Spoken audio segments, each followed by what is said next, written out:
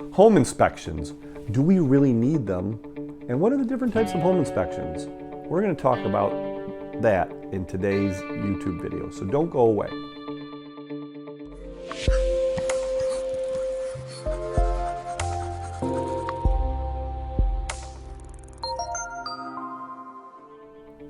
Hey, welcome back. This is Michael Cosman with Keller Williams Paint Creek. I'm the realtor who truly cares, and I'm so glad you decided to join us today. If you see these videos that come out every Friday, please like, hit the notification button, subscribe, so that we can provide you valuable real estate and scriptural biblical content. In today's seller's crazy market, I've seen some offers where the agents and the buyers have actually waived the home inspection in order to make their offer more attractive. Now, I would never recommend that myself. It does make the offer more attractive, so I do put that information out there for the buyer.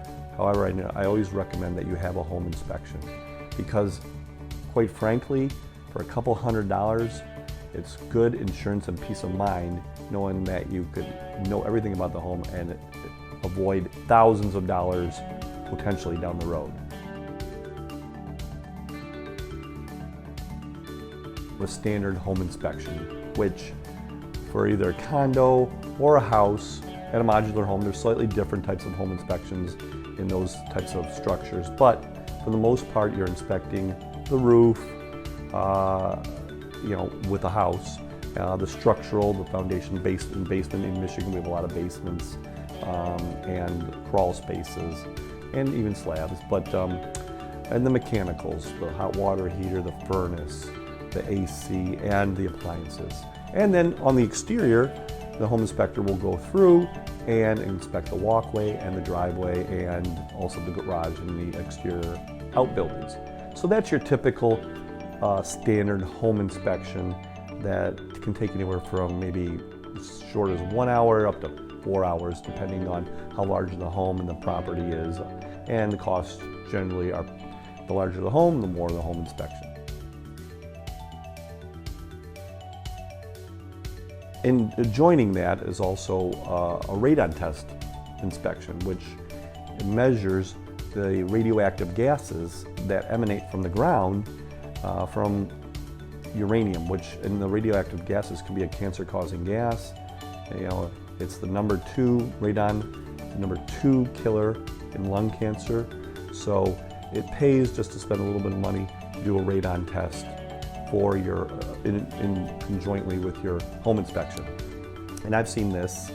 One of the horror stories that I have is they did a fellow colleague.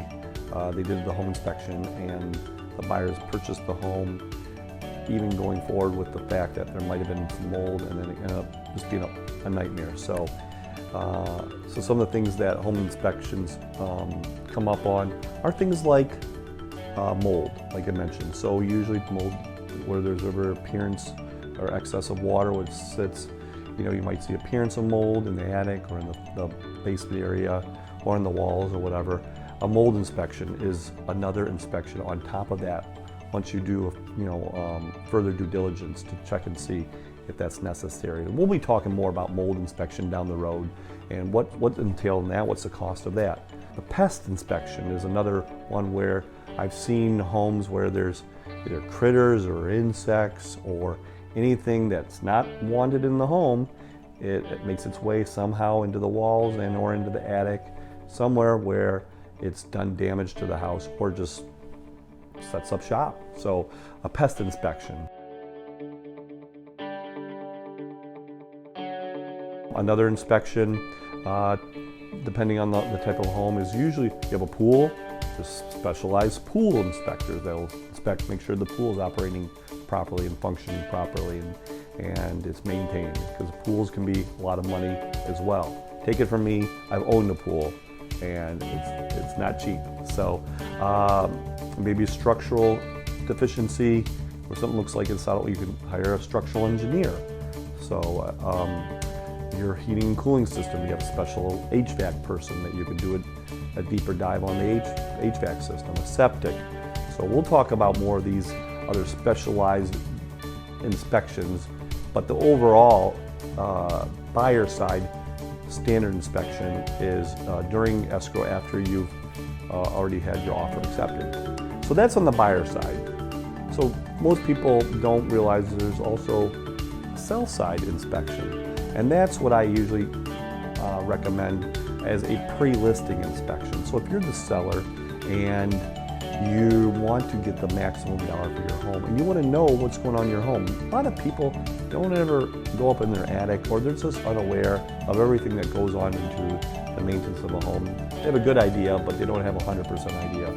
It's a good idea if you're putting your home on the market to do a pre-inspection.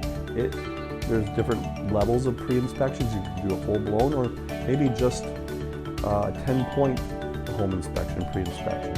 And so what that does, obviously it makes you aware of all the issues, which you then have to disclose, but at the same time, it puts you in the buyer's seat, the seller's seat, when it comes to negotiation, and it also gets you just more awareness about the home you're living in. Maybe you've never been in the attic and you didn't realize there's potentially toxic mold in the attic. So it's just helpful to have that, and especially if you're selling, you want to get top dollar. So that's kind of covers inspections for us today. A quick overview. Hopefully that was helpful for you. I don't like to leave my videos without at least sharing some biblical content. And you didn't realize that in today's scripture, well, throughout scripture, that for that matter, the word inspection is in the Bible. So there's so many verses that talk about inspection.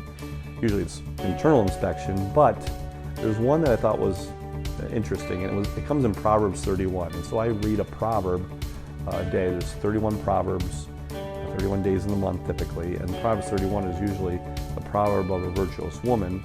And this one is Proverbs 31:16, and it says, "She," meaning the godly woman, "inspects a field and buys it. Out of her earnings, she plants a vineyard." So even the godly woman does due diligence with an inspection, and that's found in the New Living Translation. So thank you so much for joining me today. Again, if you found this valuable, please share, like, subscribe, and we'll see you next Friday, as always.